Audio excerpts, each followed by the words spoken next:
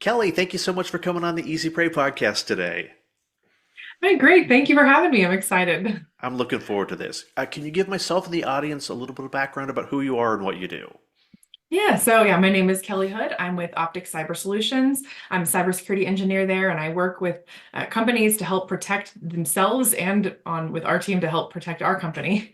So we've got kind of both sides of the house of making sure that we're all staying secure.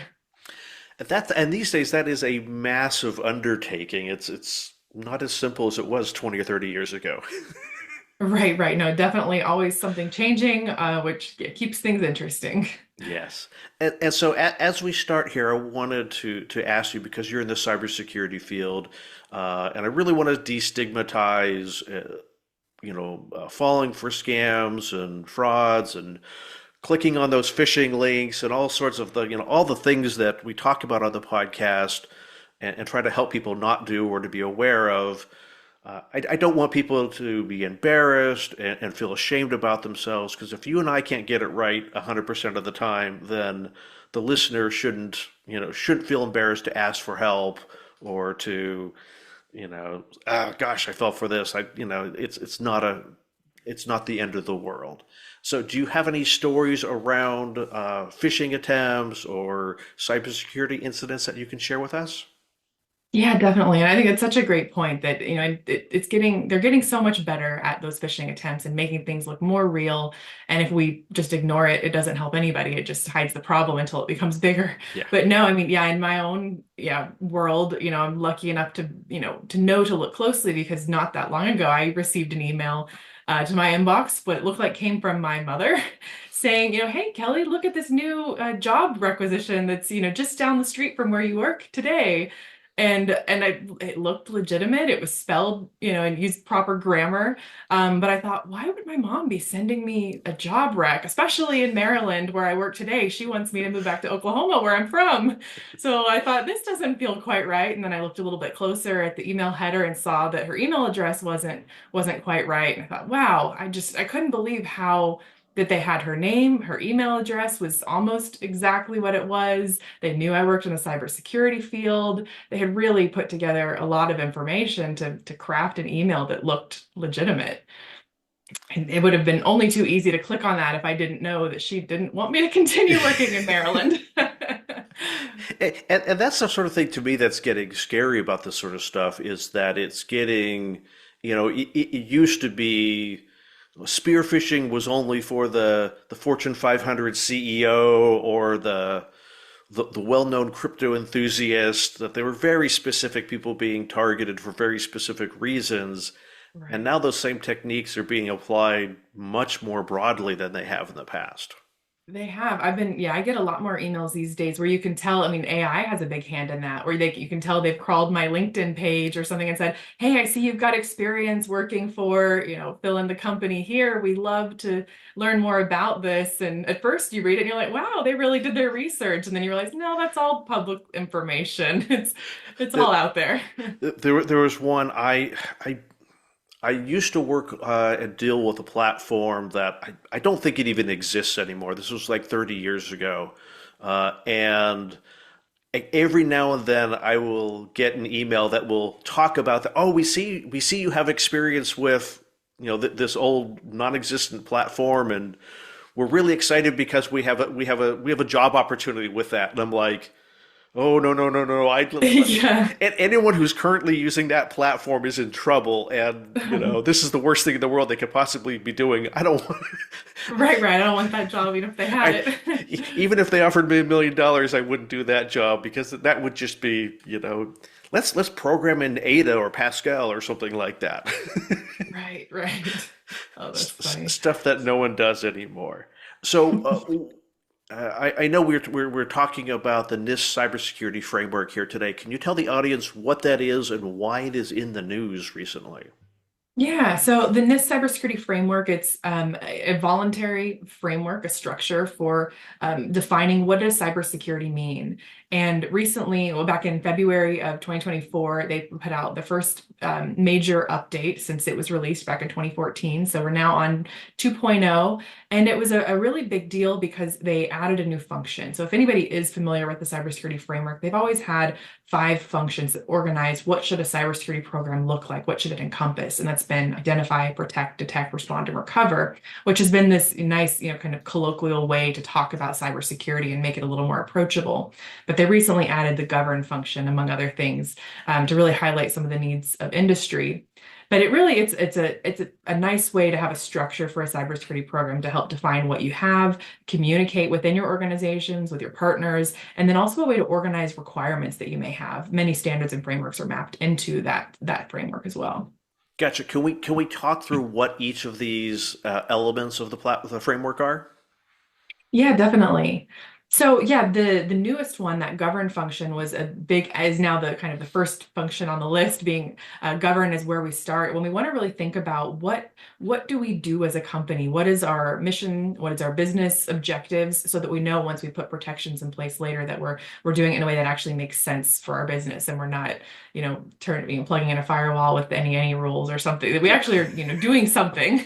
So that new govern function has been a really big change to highlight the need to kind of stop and say, what are we trying to do here? Get the right stakeholders involved, get some guidance in place, includes things like policies and oversight and roles and responsibilities. And it's really also provided a way for cybersecurity leaders to see where they fit in the world and be able to go back in their organization and say, this is where I fit, this is my role, and this is why it's so important. So now we've got that. It was a category before, but they turned it into a function to really highlight the need because of what we're seeing in industry and kind of feedback that had been received over the last few years. Yeah, I mean, definitely cybersecurity is no longer talked about. Not that it's no longer talked about in the server room, but it's not only talked about in the server room, it's really started to be talked about in the boardroom these days. Right, right. Which is so important to make sure that everybody understands the risk that, that being in our connected world today brings. Nobody operates in a vacuum. Everybody has partners, everybody's, doing work online, you're connected to the internet. There is, and so we need to, with that, we have to acknowledge the risk that brings and make sure that we're handling that appropriately, and that we're getting the funding and support from, the board and the senior stakeholders. And so that's actually one of the things I do like about the framework is that it is at a level that is a little bit more easy to understand, where a lot of standards are very, jargony. And in this case, we're saying, govern, govern what you have, identify, protect your data, protect your systems. These are just words that are a little bit more user friendly. Gotcha. Can we go through what the other elements are and kind of how we should be thinking about them on a business level, and then maybe we can draw some parallels over to for consumers. Yeah, definitely. Yeah. So once we start off with that new govern function, and then we move on to identify. Hmm. And the identify function is really focused on knowing what we have. Because if we don't know what we have, how are we going to protect it? So that Yeah. includes like asset management, understanding what assets, also what data, what people, who are all the players involved in your program, looking at the risks that you have, and then they've also included an improvement category there. So it's really about kind of knowing what you have, so that when we get to that next function, protect, we can protect them appropriately. And protection includes everything from identity management, authentication, training is included here, data security, platform security. So it's really a lot of the more technical things that we imagine when we think of cybersecurity fit kind of in this Hmm. protect function. The things that oftentimes we want to jump to and say, I want to buy the new cool tool. I was just on the floor at this last conference, and somebody told me they had this fun new tool with a pretty dashboard. Um, they're great to have. We need to figure out where they fit into the overall program. But a lot of those more technical aspects are here in the protect function. Gotcha. And then what's after protect? And then we detect. So once we're kind of on the proactive side, now we're moving to look more at what's happening around us. We think we've protected, we think we're good, but what happens when something goes wrong? And so detect is about continuous monitoring and analyzing what's going on to see, does anything look a little bit off. Is somebody badging in at one facility and then halfway around the world, again, badging in 10 minutes later? Or is there somebody that's, had a whole bunch of failed login attempts, and just kind of seeing, if is there anything weird going on in the network or maybe physically even at a facility, so that then we can respond is the next function. So we know how to react in a quick and efficient manner when something goes wrong. Because to your point about, we used to think of cybersecurity as how do we make sure that nothing happens? Yeah. How do we prevent an attack? How do we make sure that we aren't a victim of an attack? But really, we know something's going to happen someday, probably. It's no longer if, but when. Right, right. And so we want to make sure that when something happens, we're ready for it so that we're not, not splashed up on the headline of the Yeah. news the next day.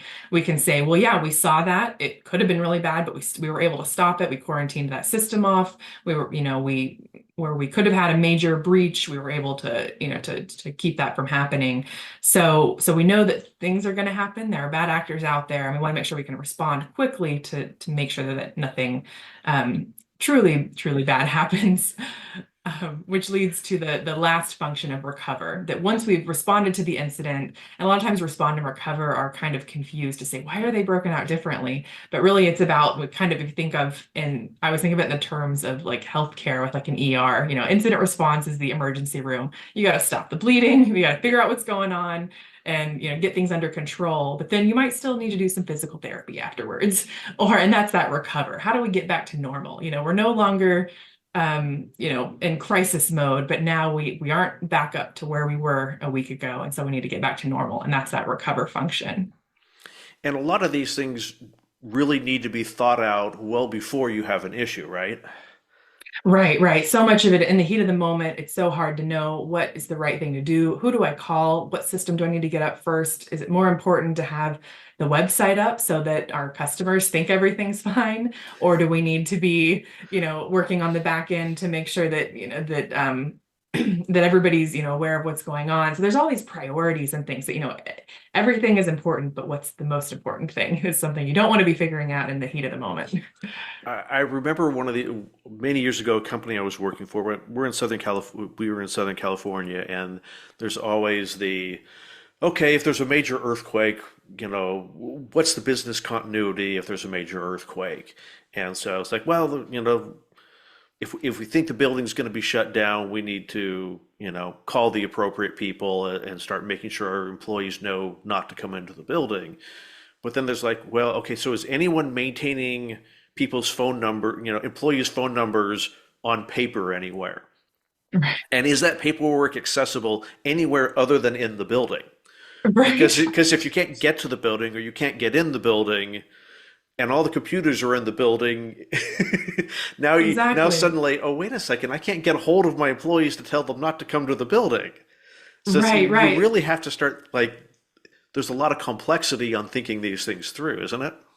There is, and it's a great example. And that's why it's so important to do things like tabletop exercises. When we think of cybersecurity, knowing that something's going to go wrong, we can do, exercises to say, to test these things out and realize, oh yeah, I can't get to this data if we have ransomware or Yeah. if there's an earthquake and we can't in the building and my data is locked up, I can't get the list of phone numbers of people to call.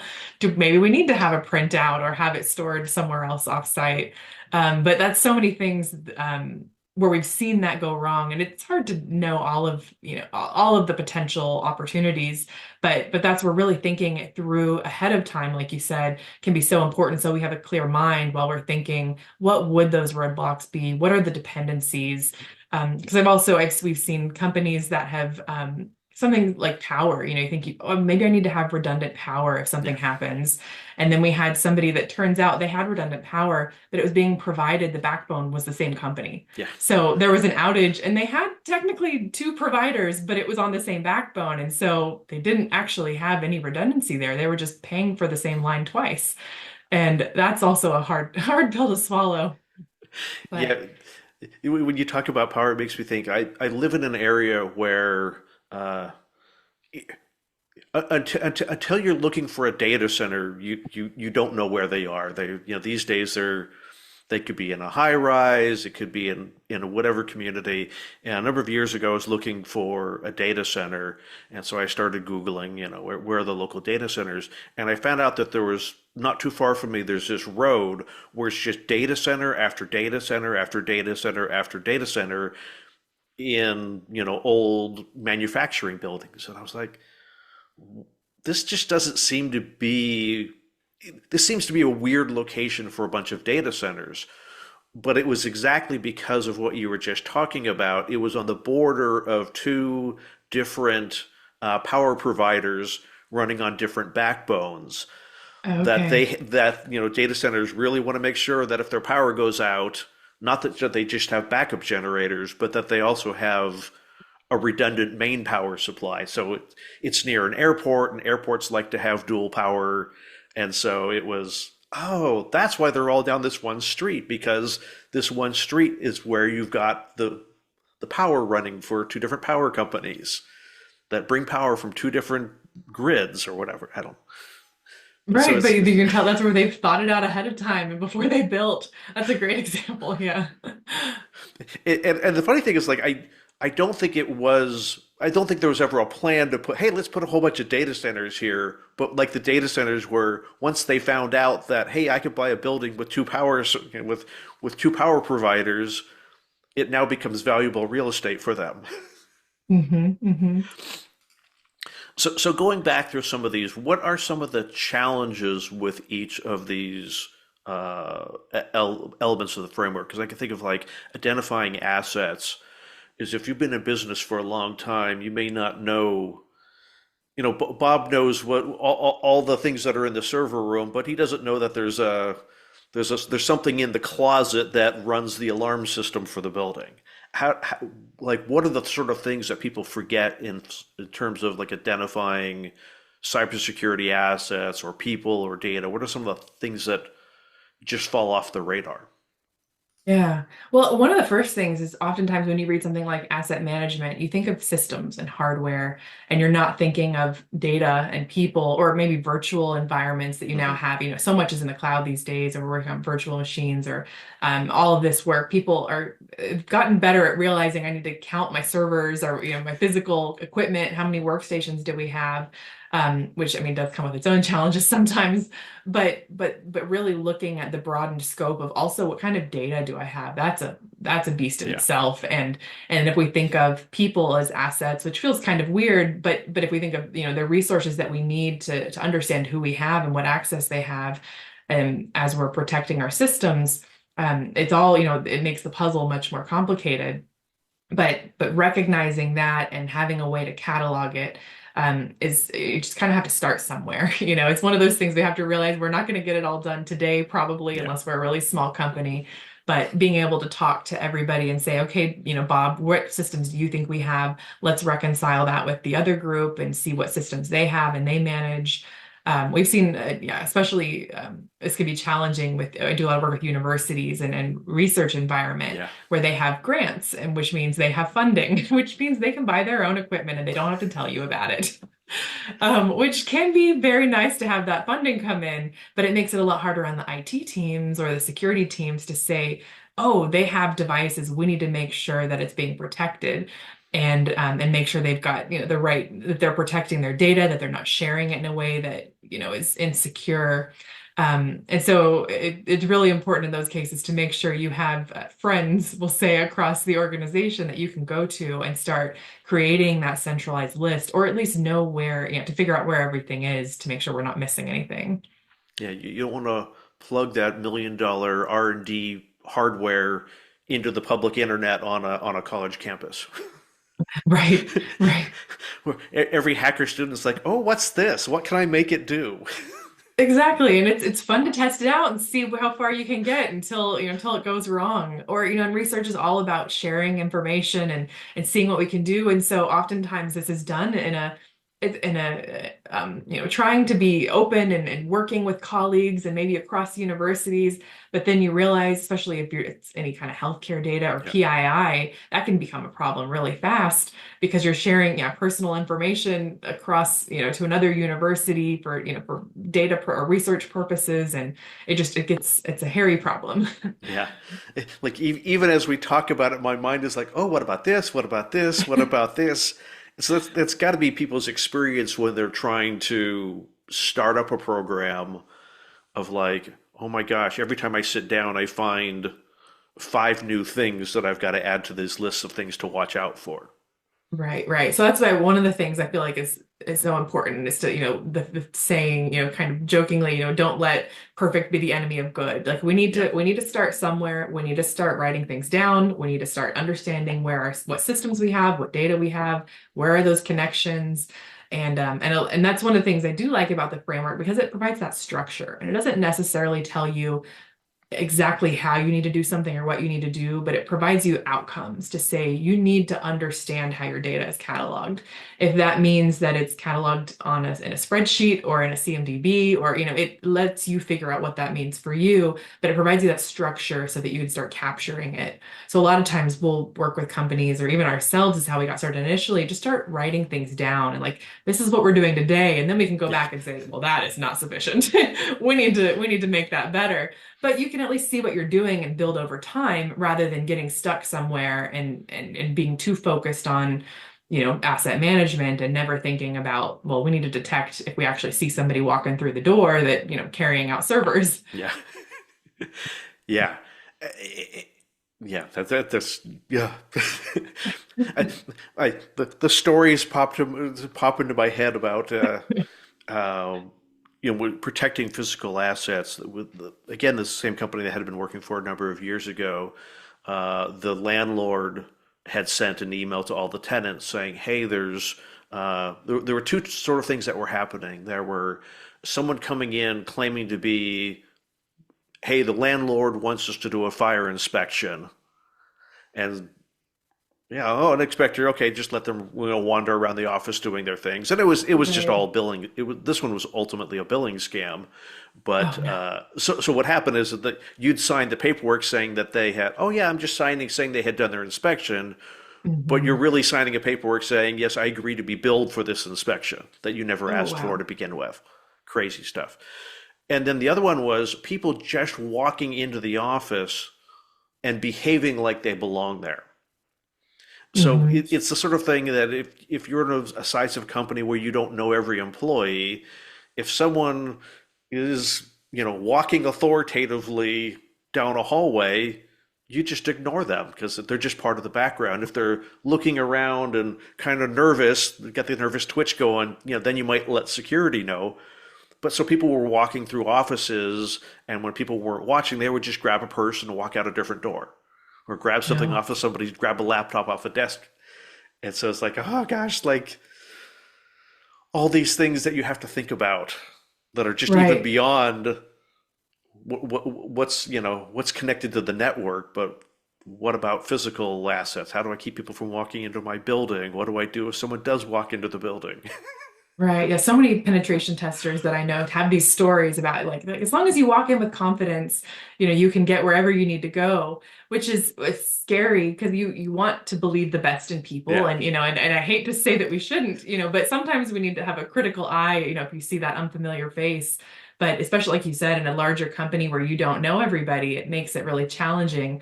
And that's why, so many times now we're seeing, larger companies requiring badges um and to have identification. But that always reminds me of, I don't know if you ever watched the show Bird Notice. Hmm. It's been a few years since it was on, but he was great at that social engineering and replicating badges or walk in with a uniform and you can get wherever you need to go. And unfortunately, it's true. It's all too evident. What are some of the kind of assets, data, or people that people forget to protect, or that just kind of, or that people just that doesn't need to be protected? Right, that's a great point. I think data is the biggest one I'm seeing as a problem. I know it's a big category, but especially we're seeing more requirements coming out about, certain, talked about PII a minute ago and, protecting privacy information, or, we've got HIPAA, or we've got the new CMMC certification for DoD that's coming out around protecting CUI. So many companies, oh, my data is on the SharePoint, but what type of data is it? Hmm. Is it PII, PHI, CUI, all the acronyms that we have, and where, is it on the SharePoint? Is it stored on somebody's local desktop? Did they upload it to Dropbox? And being able to categorize the data types and know where it all is a really big challenge that we're seeing, especially, did you email it to your personal Yeah. Gmail, because you were going to work from home tonight? There are these things that we do to make our lives easier now that everything's connected that makes things easier for us, but also can make things easier for a malicious actor if they get in now if they get into your Gmail, they've got, the company's sensitive Yeah. information. And that's something that's so hard to track down as cybersecurity practitioners of, you can talk to all of the team leads and understand who's running the programs. But if somebody emailed it outside of the company, that's a lot harder to track. And we're getting more, DLP solutions and things like that that are helping. But that's one of the biggest challenges, especially I do a lot of work around CMMC and working with companies trying to say, okay, what kind of data do you have and where is it? Where we think it's going to, be a, 10-minute conversation, it turns into a week-long exercise Yeah. on mapping, what system is connected to what and where is this actually being stored. And that has got to be exacerbated by more and more in the cloud services, where it Mhm. used to be that this was all managed in the office on physical hardware inside the office, and now it's, well, this piece is in this cloud, and that's through an API. It's connected to this other piece in this other cloud and this other platform, and at this vendor, we don't really know how they're managing their security.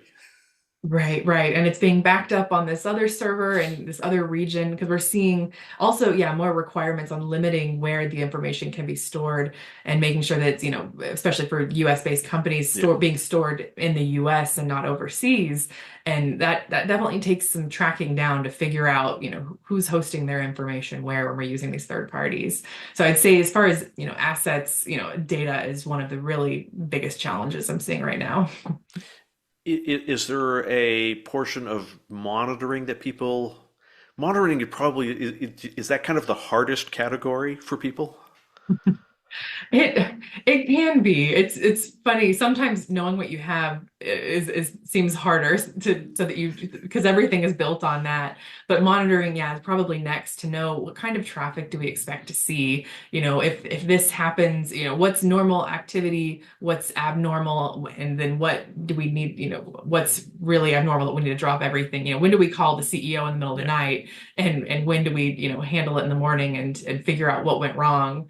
But yeah, that monitoring is also a challenge, especially with, when we're doing, auditing, we've got logs, just, so many, so much information to go through and so many teams are, have limited resources. So how do you have the time to go through that to identify anything that's Yeah. wrong? And I think that's part of why we're seeing more managed service providers helping with some of those capabilities to be able to provide, help with that type of support. Because if you're not used to looking at it, you don't know what you're looking for and to see when something is abnormal.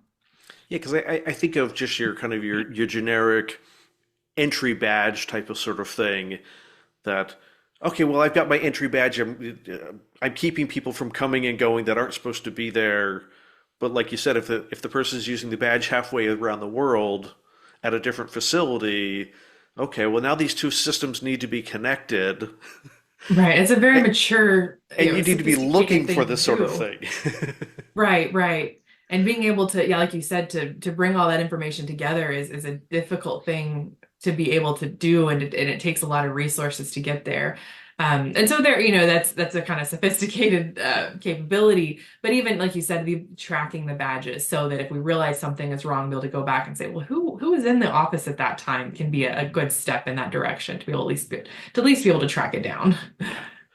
Yeah. And I suspect the biggest thing about, or one of the things I think about responding to issues is what do we talk to the public about and what we don't talk to the public about? I've seen so many companies. I, I think I've seen more companies mess up how they talk about an incident than companies that have done it right. There was a vendor of mine that I forget what the incident was, but they were potentially impacted by one of their by some breach of one of their vendors, and like they were very clear of like as soon as they found out that their vendor had been breached, they sent out an email to all their customers saying, hey, we're not, our vendor was breached. We're not aware of any breaches in our system as a result, but here's what we're doing to look for it. Here's what we're doing to mitigate. Um, and here's when we're going to communicate next to you about it.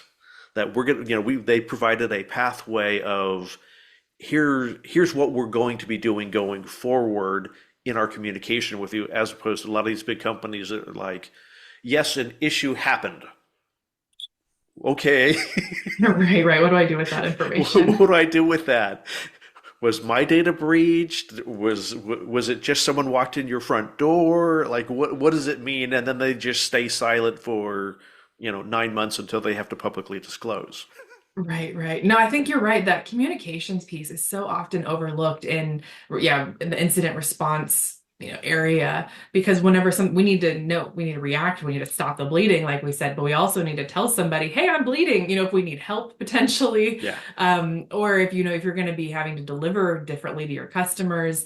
I think you're right that being more proactive, we've seen more success with companies whenever they're trying to hide information and be too limiting is when yeah, we're seeing more and more companies that are kind of being raked over the coals, like of this is not how we need to operate now. We need to be more aware of what's going on, and there is a line on how much detail Yeah. you want to provide, but being able to share that something happened and this is how we're handling it, like you said, and this is when you can expect to hear from us again. Yeah, I think having that plan is one of those critical things that a lot of times overlooked in the incident response area. Yeah. If you haven't plugged the hole, you don't want to publicly talk about what the hole is.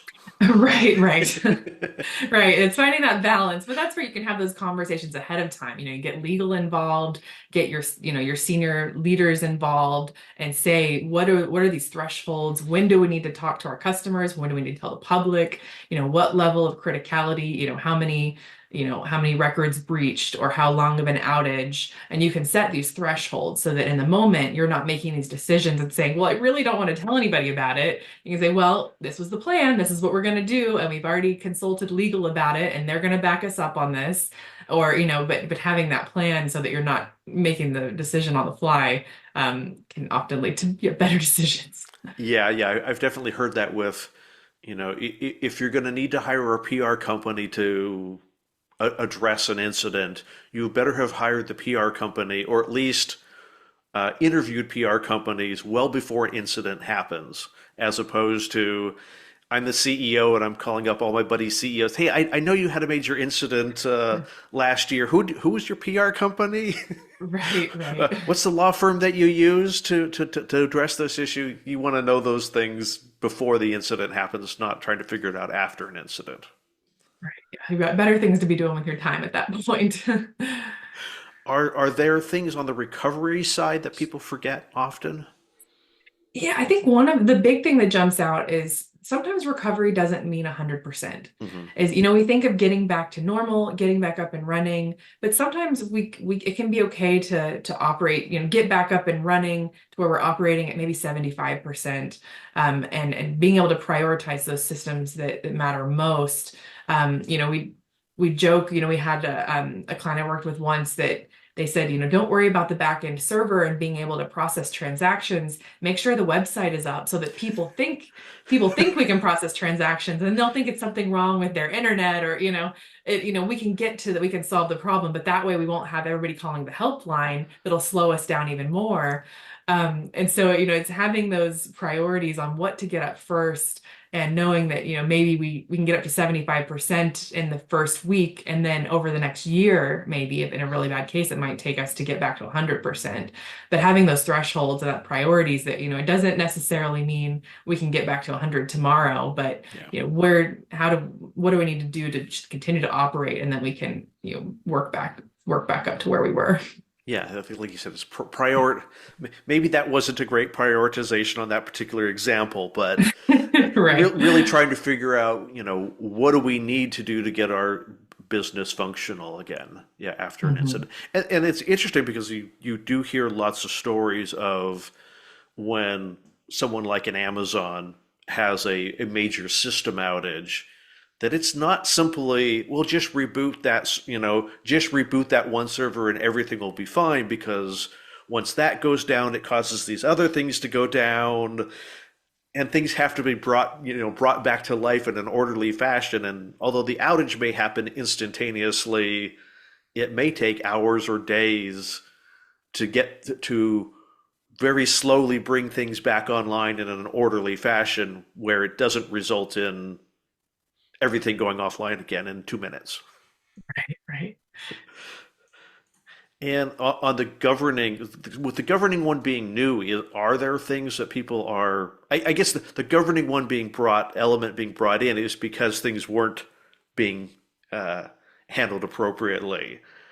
Right. So this was one. So it was in the framework before as a category, but a lot of people kind of overlooked it or thought, yeah, we know what we're doing. We've got an idea.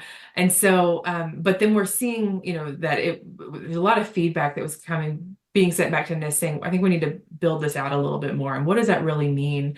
Because I feel like amongst other practitioners, everybody says, like, I understand governance, but like, can you tell me what governance means again? Like, what do you really want me to do here? And it's something we Yeah, all kind of have this general understanding of, but like, what do you really want from me is kind of hard to translate sometimes. And so that was one of the things NIST was hoping to do by spelling it out a little bit more and saying, this is where we need to really look at, what are we trying to do as a business? And then translating that to cybersecurity. Are we worried about availability? Are we worried about confidentiality, integrity? The answer is yes, of course, all. But like, again, where is that priority? What do we want to focus on first? And then translating it to, thinking about the risks, what's going to affect our availability, yeah, who's going to be responsible for keeping that system up and running, and how much, do we need to call them in the middle of the night if it goes down, and then being able to have, policies in place, or, some kind of guidance documentation that says, hey, remember when we all agreed to this? Like, yeah, let's remember that next Tuesday. That doesn't stay on this meeting, but we need to remember that next week, next month, next year. And then having oversight and then saying, is this working? We all said this was a good idea a year ago, but is it actually working? Are we doing more harm than good? Do we need to, build something on? Do we need more guidance? So it's really, in an effect, or in with the goal of helping define, so what does governance really mean? yeah, And they also built in the concept of supply chain risk management into the govern function, which was previously in the identify function, but they built it out a lot more. Just back to the point we were making earlier about nobody works in a vacuum. You've yeah, got suppliers, and your suppliers have suppliers, and we've got all of these dependencies on each other. How do we really manage that in a way that we can be resilient and still operate? And so that was where I think the govern function has been a really good way to kind of step back and forces us to think through some of these challenges again before we have an incident and we're saying, crap, what do I do now? That it helps make sure we've got that plan. yeah. Someone who's at the helm of the ship saying, what if this piece breaks? What do we do? What if it's down permanently, or that company goes out of business? How do we? And they've been a critical part of our infrastructure. How do we manage that? How do we? Or if they have cybersecurity incident, because that would never happen. Right, right, right. Yeah, where are our backups? Where are they stored? How do we get them back up and running? Yeah, definitely. A lot And of it's interesting considerations. because that really does seem to be most of it's like I'm trying to do my recall of major security incidents.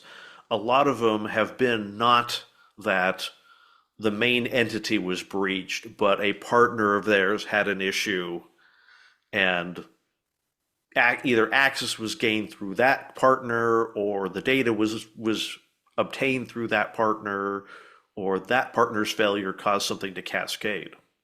Right. No, that's a great point. And that's where, yeah, it's back to that supply chain category of really kind of having a way to vet your suppliers, your third parties, making sure that you're not giving them credentials to access everything, back to the, the concept of least privileges and limiting access and all of that can go a long way, I think, to your point about, with all these attacks coming from third parties or through third parties, not necessarily your third parties attacking you. Yes, hopefully not. Right, hopefully not. But having that plan and making sure that we're limiting the attack surface. Gotcha. And as we kind of work in for a landing here, where could people find the NIST cybersecurity framework? Yeah, so NIST's website has all the information on the framework. If you search for the NIST cybersecurity framework, they've got a whole page of information with the document itself, as well as a bunch of resources. That was one of the big changes that they had this year whenever they did the update, is they released quick start guides, implementation examples, mappings to other standards and frameworks. They've got, profile examples. So they've always had a lot of resources, but they really upped their game and have a lot of new types of resources as well this year. And then you guys also have some additional resources as well, right? Yeah, if you check out the Optic Cyber Solutions website, it's opticcyber.com, or you can find us on LinkedIn.